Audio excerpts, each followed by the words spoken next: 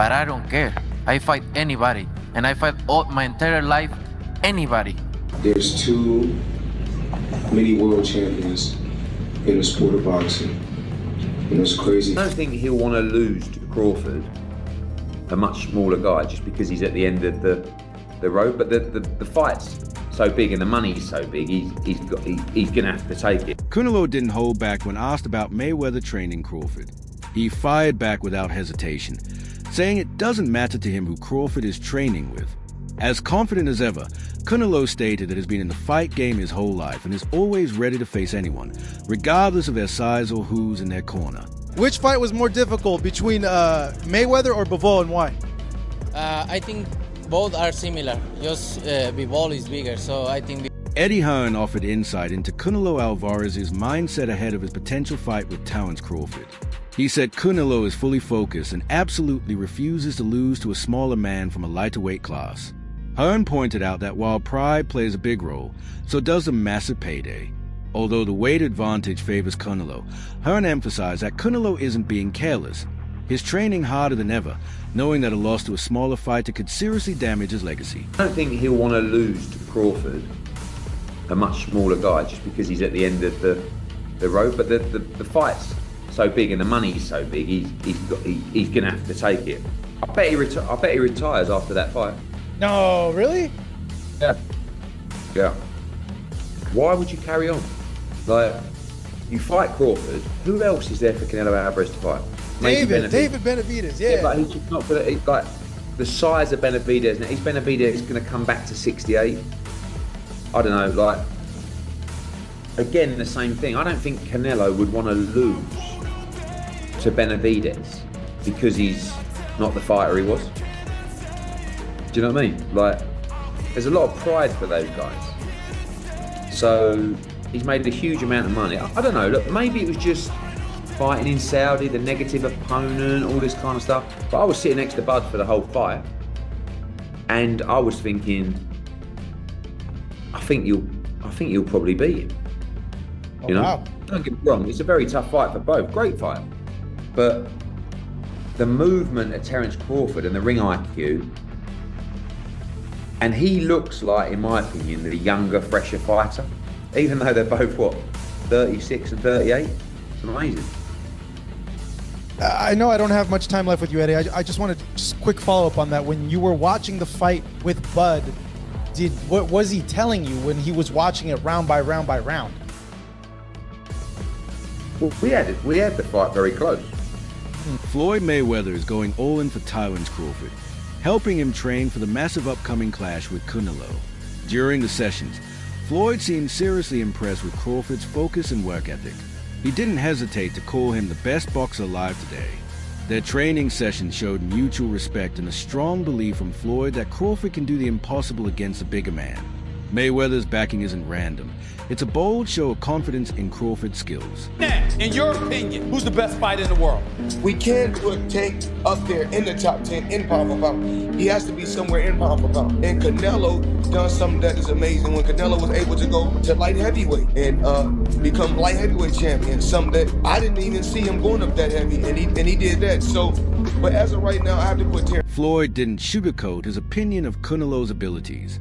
He dismissed the idea that beating Canelo is tough, saying the Mexican style isn't as tricky or versatile as top-level fighters. Drawing from his own experience in the ring with Canelo, Floyd claimed he never found him difficult to beat. While his comments may sound sharp, they reflect his strong belief that Crawford has what it takes to win this high-stakes fight. It's really that they don't want. It's not that they don't want to see Tank win because they feel like it's beating me because I dominated the fight game for so long. But these same writers out here, they praise Canelo. He can pick and choose who he want to fight. And I'm gonna tell y'all the truth about Canelo. Motherfucker easy, man. Cakewalk, easy. Y'all sitting up here, y'all praising this dude. This dude was nothing. I was almost 40 years old when I cooked this dude. Easy. Canelo's a hell of a fighter. There's a lot of great Mexican fighters. That's not for me to rate fighters. I just take my hat off to so many fighters that paved the way, for me to be where I'm at, just, throughout life. Canelo's a hell of a fighter. There are a lot of great Mexican fighters. That's not for me to rate fighters. I just take my hat off to so many who paved the way for me to be where I am. Floyd said, while Mayweather has been openly critical of Canelo, Terence Crawford has taken a different tone when speaking about Floyd. He has made it clear that chasing Mayweather's records or calling him out isn't his goal. Crawford respects what Mayweather achieved and considers him a boxing legend. This attitude shows that even with big goals, Crawford remains humble and gives credit to the greats who came before him. Thought about going for 51-0, beating Mayweather's record with 50-0. Is that something that you thought about? I already said I was never gonna beat Mayweather record. That's not something that I wanted to do. Okay.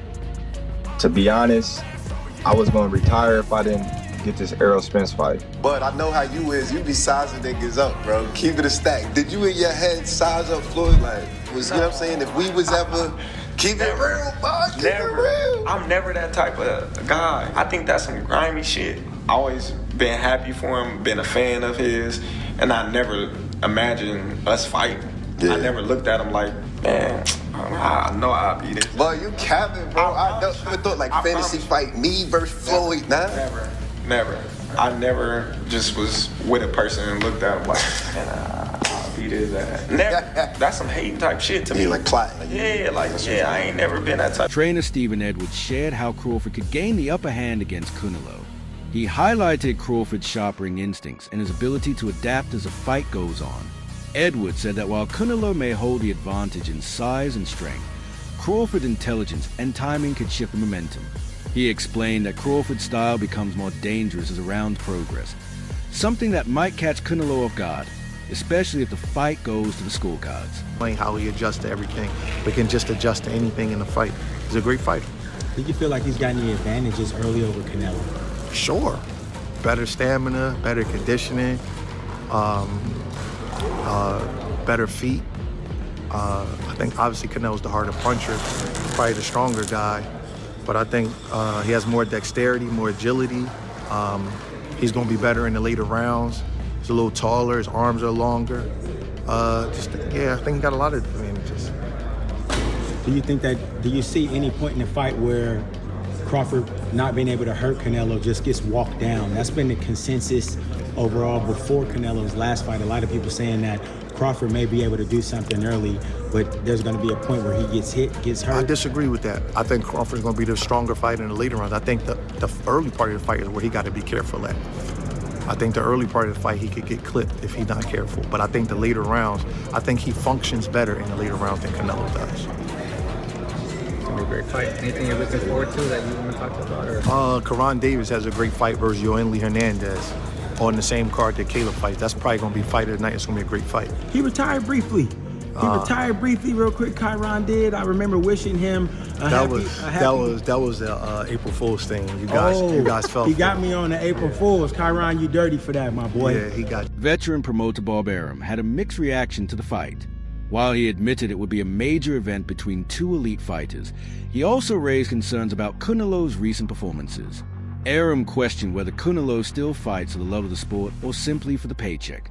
He pointed out that fans haven't seen the same fire or excitement from him over the past 2 years.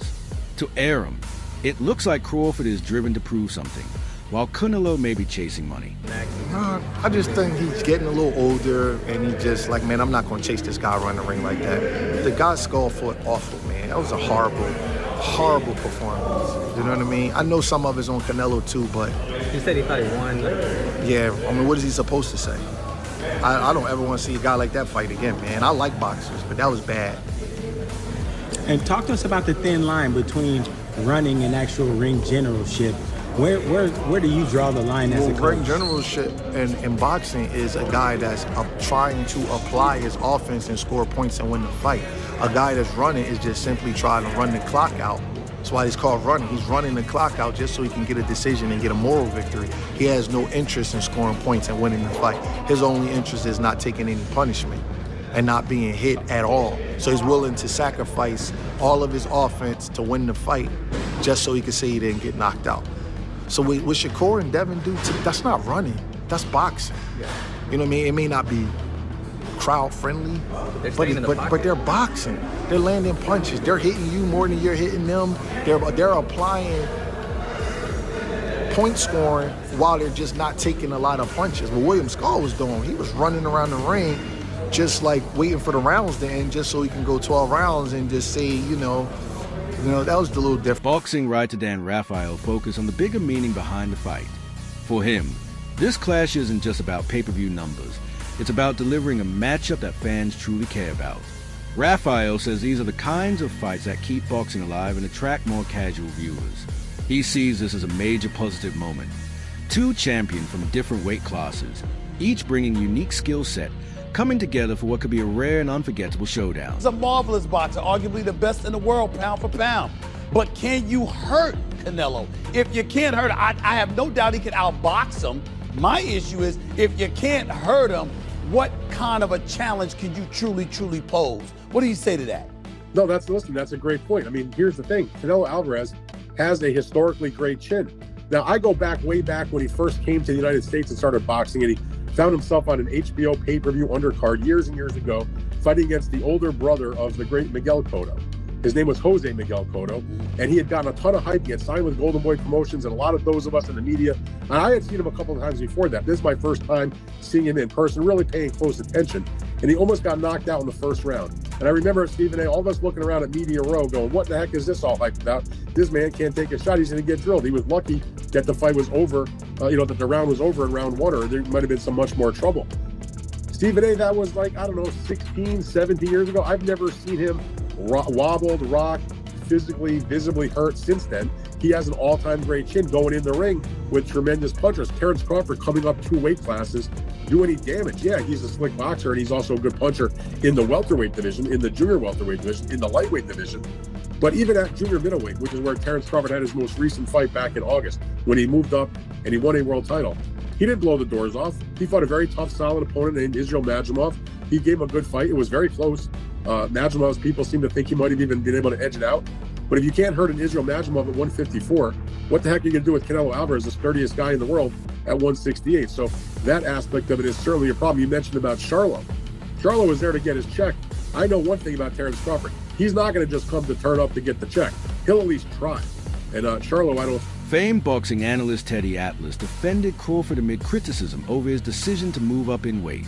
Atlas argued that the higher division doesn't hurt Crawford's chances. In fact, he believes Crawford's slick movement and high boxing IQ make him well equipped for the challenge. Atlas dismissed the doubters and said Crawford isn't being arrogant. He's simply chasing greatness in a way that fits his skill set and hunger to prove himself. He's human. So he had a few hiccups. He won the fight. He's Terence Crawford. A lot of people say, oh, Teddy, you make him so good. You're always saying how great Crawford is. But who's he beat? He unified the, what was his first division? Lightweight, then he unified the junior, then he unified the junior welter, then he unified the welter. I think I got the weight classes right. It doesn't matter. He unified like 3 different weight classes. He moved up in weight. Guys are tired of me saying it. I look at him. Look, Canelo's special too. I get it. And he's bigger. I get that too. And everyone's going to say, well, after Madrimov fight again, had a couple hiccups. Now he's stepping up another weight class. Now he's got to fight Canelo, who's even bigger, stronger, better puncher.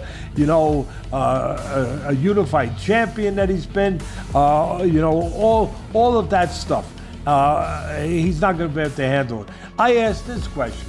See, I go to the other side.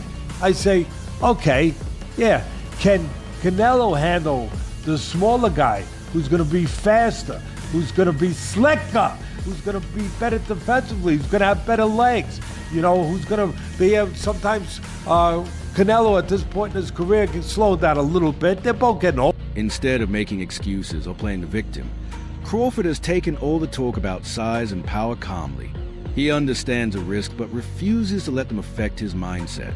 To him, this fight is an opportunity to showcase his full skill set, not just strength, but also strategy and mental toughness. He's aiming to prove he can dominate at a heavier weight. Floyd Mayweather also weighed in, referencing his own win over Canelo. Despite being the smaller man at the time, Floyd stayed in control throughout the fight. That victory, he said, wasn't about power. It was about reading the ring and using sharp thinking in defense. His example shows that when used effectively, intelligence and technique can neutralize size.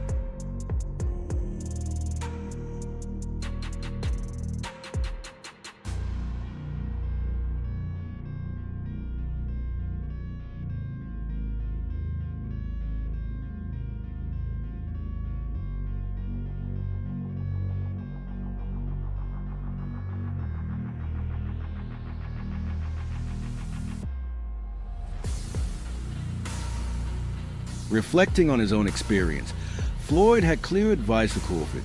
Preparation and execution are everything. He didn't suggest avoiding the fight. Instead, he emphasized the importance of a smart, well-thought-out game plan. According to Floyd, victory doesn't come from brute force. It comes from staying mentally sharp and committed to strategy under pressure. The way to beat Canelo, Floyd said, is not by overpowering him, but by staying one step ahead mentally for all 12 rounds. Terence Crawford jumping up from 154 to 168 and beating this quote-unquote version of Canelo Álvarez would diminish the accomplishment that Floyd Mayweather accomplished beating his version of Canelo Álvarez. Is it two different versions of Canelo Álvarez? And obviously, Canelo Álvarez is 62 wins, 2 losses, 2 draws, 39 big wins by way of knockout. He's a first ballot Hall of Famer. He is obviously bigger. When Floyd fought him, it was at 152 catch weight, but it had no rehydration clause. So you might as well just say it was at 154. Now, two things they have in common is that Floyd Mayweather was 36, 37 years of age. Terence Crawford is 36, 37 years of age, going on 38. So he'll be 38 when he fights Canelo Álvarez. Floyd had already had 2 fights at 154. He had the fight with Miguel Cotto, and he had the fight with Oscar De La Hoya. Crawford's longtime coach, Brian Bomac McIntyre, had strong word for critics questioning his fighter's resume. He pointed out that many of Crawford's opponents were considered elite before stepping into the ring with him. Bomac made it clear, Crawford beat them all convincingly. No weight gimmicks, no shady decisions. He fights fair and earns every win. For Bomac, it's about legacy, not shortcuts, not easy paydays, just real battles and lasting respect. With Canelo Álvarez, it was interesting to see the comments from Canelo and how he sort of assessed Bud Crawford's career. I almost feel after the Spence fight that was like an exclamation point on everything he's done, maybe from the critics who never gave him credit, but it almost seems like Canelo was downplaying his achievements. What do you make of that? Is that to build a fight? Because it sells itself. Well, I'm gonna tell you like this. I think Crawford rebuttal was everybody always say he hasn't fought nobody, or everybody that he fought was a no name. But I'm gonna tell you like this: what Crawford said, well, they was something until Crawford fought him. So obviously he's doing a great job because he's making everybody look normal. Not everyone, like when they go against Canelo, I don't think there's anyone else in boxing who you would ask and say this is a possible task for, but for Crawford, because of his pound for pound abilities, and apparently no rehydration clause. Am I hearing that right? He wants full smoke at that weight. Let's go, man. That's what Crawford wants. He wants to show the world that he's the best. So, and why put stipulations in there when you know that you can be the best? So let's go test ourselves. Look, I appreciate you taking this time, and we don't get to speak all the time, so it's good to get you over here, and maybe we'll catch up later in fight week, but I appreciate you. Thank you. All right. If you enjoyed this breakdown and want more in-depth fight analysis, interviews, and behind-the-scenes stories, don't forget to like, comment, and subscribe for more top-tier boxing content.